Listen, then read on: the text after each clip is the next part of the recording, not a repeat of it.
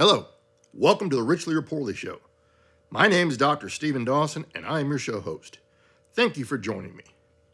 Please visit shdawson.com/podcast and click on the link Offer to learn about the Richly or Poorly Show. Here you can familiarize yourself with the show. Please listen to, follow, and like the show on Apple Podcast, Spotify, and wherever you listen. And please remember to leave the show a nice review. Please share the show with your friends.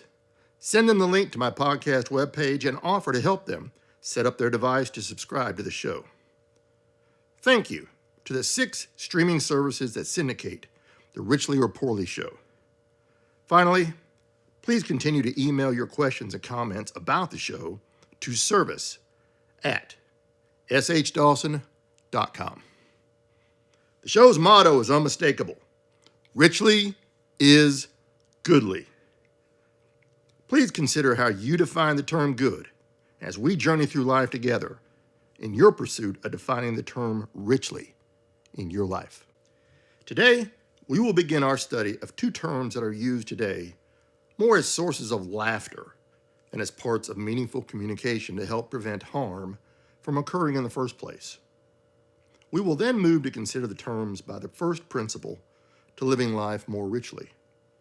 Finally, we will consider how to prevent damage from being inflicted on my intended audience by considering the status of implementing artificial intelligence today in the lives of as many people as possible. All definitions presented on the show are resident in the public domain as public knowledge, but there's nothing proprietary contained in these definitions. I urge you to review the definitions presented in the previous episodes as you consider the 2 terms I present to you now. I spoke of the terms prejudice and bias 3 weeks ago. I did not present them to you then. I will speak to both terms now. Prejudice is defined as an unfavorable opinion or feeling formed beforehand or without knowledge, thought, or reason. The term bias is a singular term. It is a noun. Prejudice is defined as a particular tendency, trend, inclination, feeling, or opinion, especially one that is preconceived or unreasoned. Let's take prejudice and bias through worldview, ethics, morality, and virtue to see how things stack up with reasoning. Worldview. We know that a worldview is the totality of what a person believes. Prejudice literally scares me. I have experienced personally more forms of prejudice than I care to count. Prejudice is a filthy and disgusting concept. Bias is no better than prejudice. It is worse than prejudice. Bias happens more easily than prejudice. Bias is a filthy and disgusting concept. These statements are part of my worldview. Ethics. We know ethics is the totality of what a person does based on the totality of what a person believes. It is impossible to plant corn and grow beans. Conducting prejudice brings no form of either riches or good. Living life with a constant look over the shoulder to learn if one has been caught performing prejudice is no way to live richly. Bias can be seen inwardly more than outwardly.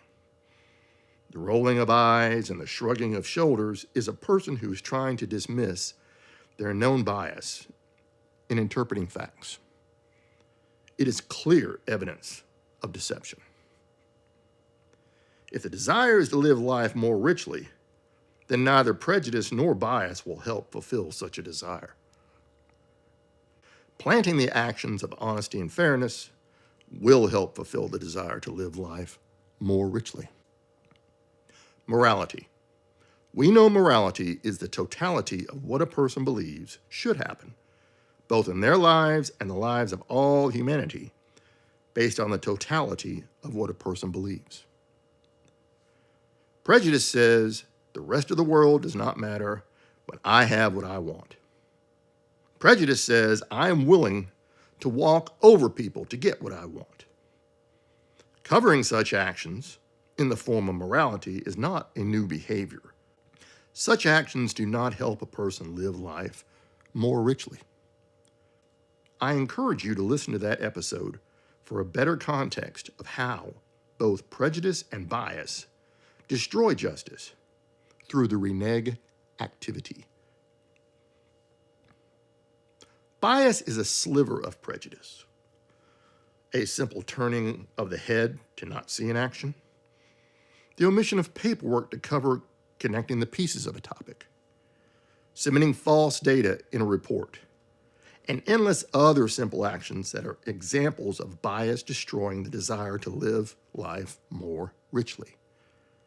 If receiving payback for bias is not in your list of wants, then not being biased is the way to stop such payback from ever coming to you. Finally, virtue.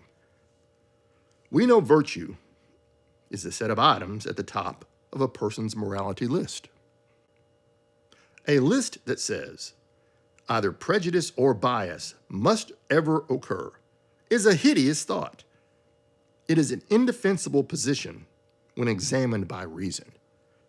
I cannot find a single dictator, monarch, emperor, empress, or bully who declared publicly that they hold either prejudice or bias as a virtue. They each simply did them without saying they did them, avoided accountability for doing them, and all perished into the part of history that is viewed as evil for doing them. Personally, I do not like virtues. A virtue says I must face reality, that I can only do so much in life. The thought of only sharing part of my beliefs means it is possible to be misunderstood. The better action, in my worldview, is to communicate my position on what is the truth. The rest of ethics, morality, and virtue fall in place easily from there. But that's me. How about you? The first principle I have found as paramount, undeniable, and non-negotiable to living life more richly is understand your data life cycle. I have been deep in computers since January 1989. Deep as in education and paid to do things with computers. The birth of the graphical internet occurred in 1995. Before then, things were black screen with white letters without a graphical user interface. Data was moving between computers on different networks, but not as robustly as we know today. The push in the late 1990s was to first establish websites, then look to exchange data between websites. All things moved quickly. There was little to no analytics happening with the data then. We did the data analytics work in a spreadsheet, a database, or both. The economic crash of the first internet wave began in June 2000. It all crashed September 2001. Things with business and national economies realigned in spring of 2005.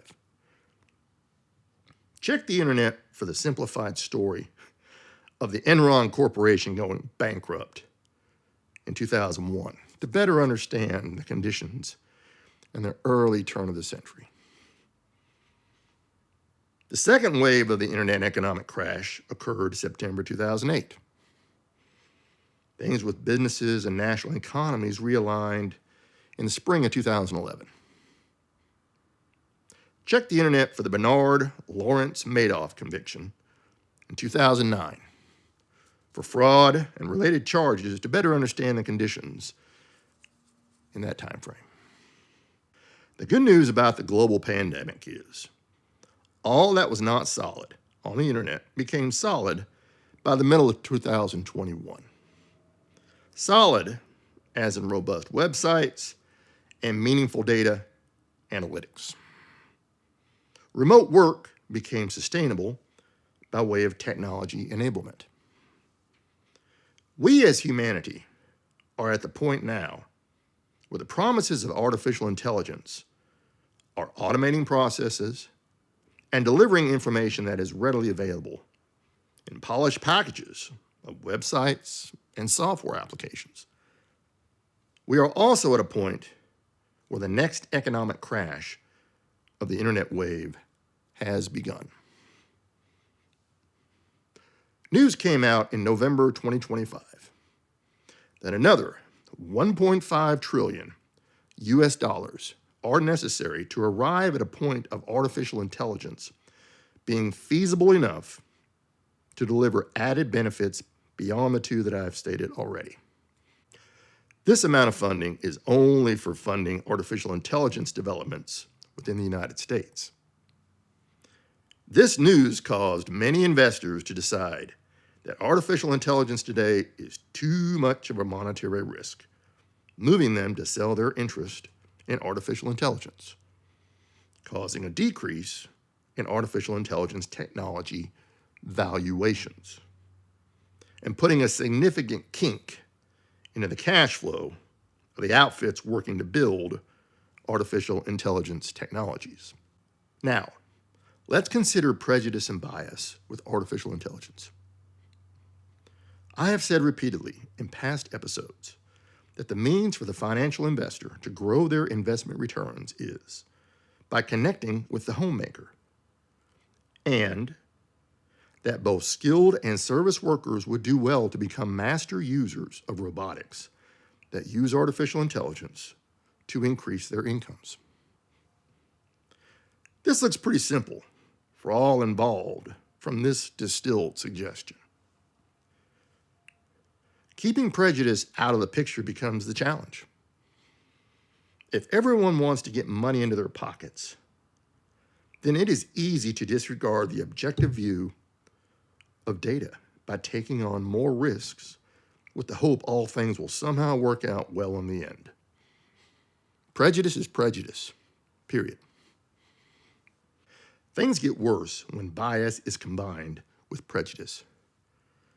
Mixing an unfavorable opinion or feeling formed beforehand or without knowledge, thought, or reason with a particular tendency, trend, inclination, feeling, or opinion, especially one that is preconceived or unreasoned, results in a toxic combination.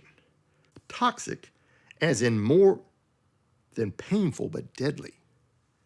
So, how does one keep from being harmed by the next economic crash of the internet wave?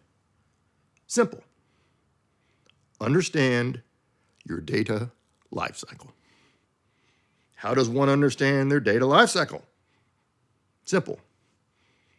Keep all prejudiced and biased thoughts, words, and feelings as far away from you as possible. The lure of artificial intelligence is strong. I know. I work with artificial intelligence models by way of customers who have signed contracts with me to help them mature their artificial intelligence models. It is possible to remain as far away as possible from both prejudice and bias, thoughts, words, and feelings. It is not easy, but it is possible. Here is my suggestion, not recommendation, but suggestion to you about how you can remain as far away as possible from both prejudiced and biased thoughts, words, and feelings. If you have to go into one penny of debt to get the benefit of artificial intelligence, then it is too risky of a debt. Only spend the money you can afford to lose on artificial intelligence. There are plenty of free options available today to learn and use artificial intelligence. The debt markets that want to ride the economic wave of building data centers and funding startup companies have the same risks as they have had since the day the world began. The debt markets would do well to use the first principle I have found as paramount, undeniable, and non-negotiable to live life more richly. Understand your data life cycle. If the data is too complicated for you to understand, well, good news. You just found evidence of what is called unbearable risk. Move on and work on other efforts. Meanwhile, spend some of your time this week searching and reading some of the news articles on the internet about how Sam Altman, that's Altman, with OpenAI, has been scrambling to handle since early November 2025 the way the third version of Google's artificial intelligence called Gemini has put OpenAI into the likelihood of experiencing a slow-motion, catastrophic end to the OpenAI business entity. The OpenAI investors are sweating risk pains almost at the same level as Altman. Living life more richly does not include the pain you will read Altman and OpenAI investors are experiencing today. I hope that your listening to the Richly or Poorly show will help you experience Richly is Goodly by informing you of ways to connect with viable plans for you to live life more richly by helping you keep both prejudice and bias out of your life. Well, that's it for today. Richly is Goodly. Are you understanding more about the terms richly and goodly in your life and how you want to apply them in your life?